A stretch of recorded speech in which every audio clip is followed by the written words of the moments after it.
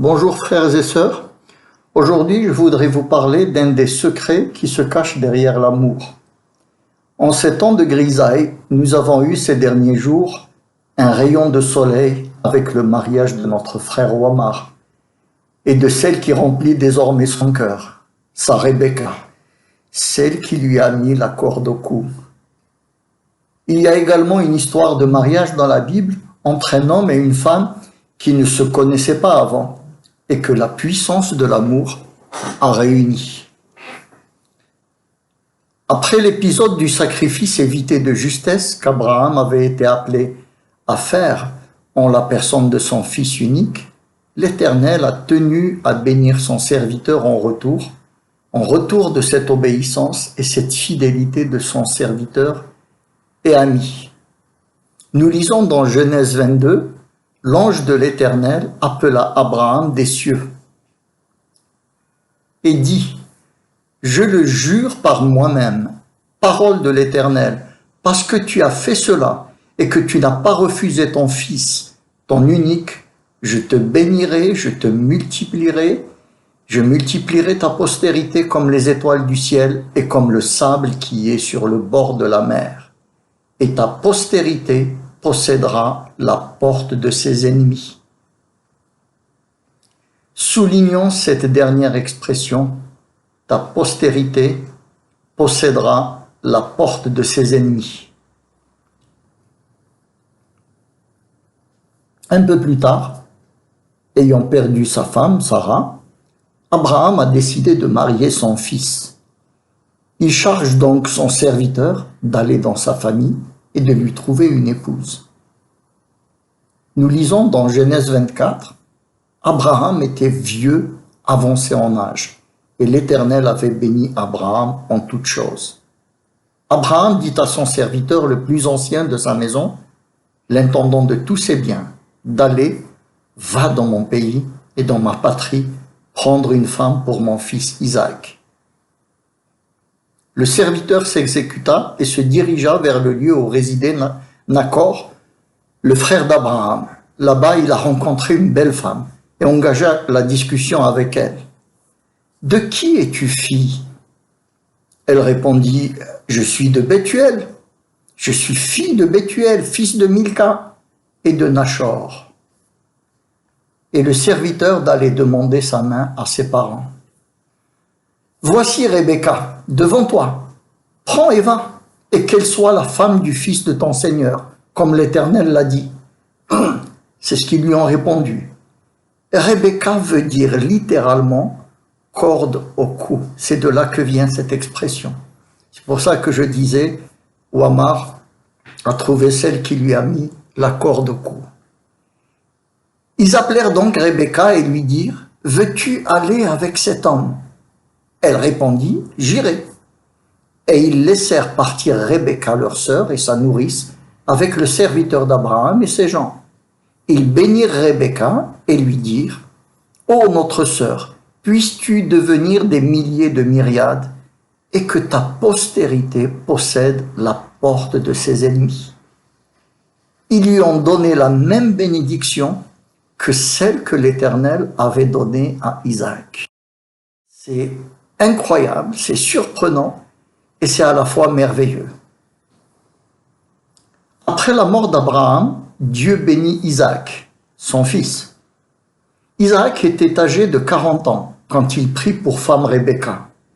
Isaac implora l'Éternel pour sa femme, car elle était stérile, et l'Éternel l'exauça. Rebecca, sa femme, devint enceinte.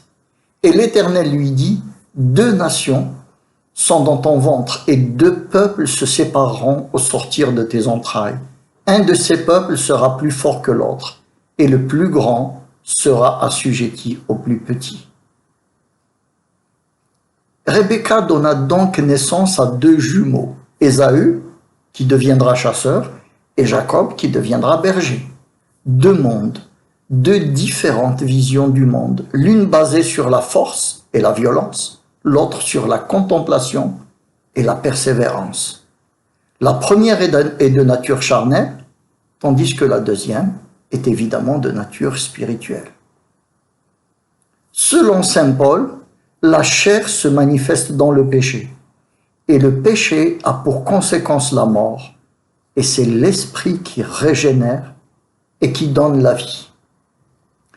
Nous lisons dans Romains 8, « La loi de l'esprit de vie en Jésus-Christ m'a affranchi de la loi du péché et de la mort. Car chose impossible à la loi, parce que la chair la rendait sans force, Dieu a condamné le péché dans la chair en envoyant, à cause du péché, son propre Fils dans une chair semblable à celle du péché. Et cela afin que la justice de la loi fût accomplie en nous qui marchons non selon la chair, mais selon l'esprit. » Il est évident que Dieu nous appelle à mener une vie spirituelle totalement dépendante de Dieu, plutôt qu'une vie charnelle assujettie au monde, à ses mensonges et à ses convoitises. Je continue. Ainsi donc, frères, nous ne sommes point redevables à la chair pour vivre selon la chair. Si vous vivez selon la chair, vous mourrez. Mais si par l'esprit, vous faites mourir les actions du corps, vous vivrez. Car tous ceux qui sont conduits par l'Esprit de Dieu sont fils de Dieu. Il a été donné donc au Fils de Dieu de vaincre la chair par l'Esprit, d'en prendre le dessus et de vivre la vie que Dieu a réservée pour ceux qui lui obéissent plutôt qu'au monde et à sa violence.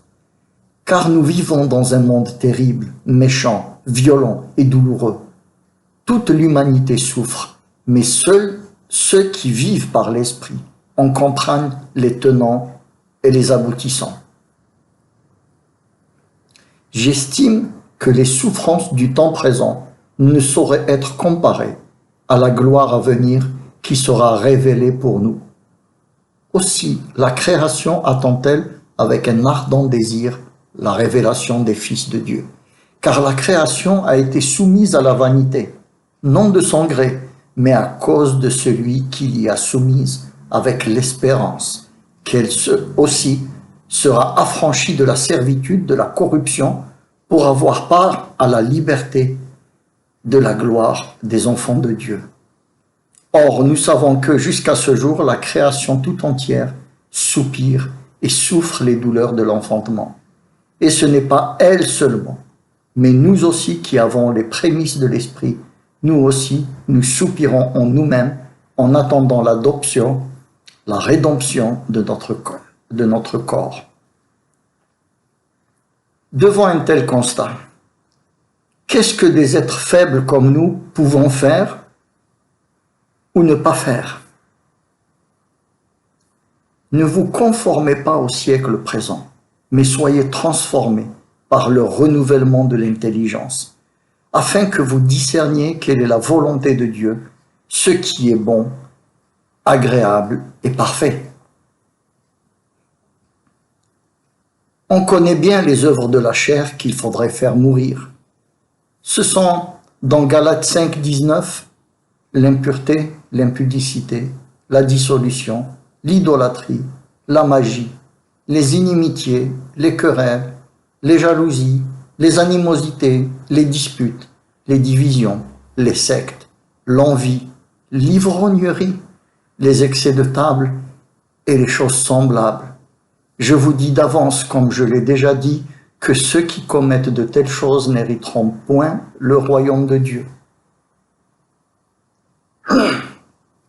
Mais ceux qui héritent de la bénédiction d'Abraham par Isaac, notamment, vivent non selon la chair, mais selon l'esprit.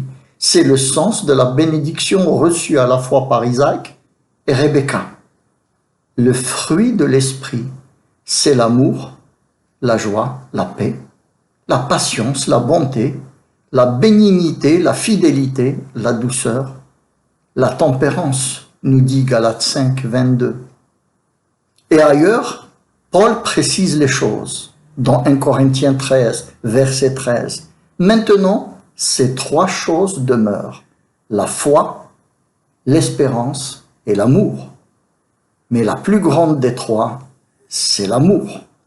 C'est donc l'amour qui est la puissance destructrice des œuvres de la chair, l'arme absolue contre le mal et la corruption, l'instrument de Dieu pour nous donner la porte de nos ennemis. À ceci, tous connaîtront que vous êtes mes disciples si vous avez de l'amour les uns pour les autres, nous dit Jésus dans Jean 13. Et dans 1 Jean 4, il est dit, vous, petits enfants, vous êtes de Dieu, et vous les avez vaincus parce que celui qui est en vous est plus grand que celui qui est dans le monde. Eux, ils sont du monde. C'est pourquoi ils parlent d'après le monde, et le monde les écoute. Nous sommes de Dieu. Celui qui connaît Dieu nous écoute. Celui qui n'est pas de Dieu ne nous écoute pas. C'est par là que nous connaissons l'esprit de la vérité et l'esprit de l'erreur. La supériorité que l'Éternel a donnée à Isaac et Rebecca sur leurs ennemis était donc l'amour. Et je prie que cet amour prenne le dessus dans notre vie afin que nous ayons victoire sur victoire et que nous puissions aller de gloire en gloire. Prions avec Jésus. Dans Jean 17, à la fin du chapitre, il dit la chose suivante. « Père juste, le monde ne t'a point connu, mais moi je t'ai connu. Et ceux-ci ont connu que tu m'as envoyé. Je leur ai fait connaître ton nom et je le leur ferai connaître, afin que l'amour dont tu m'as aimé soit en eux et que je sois en eux. » Amen.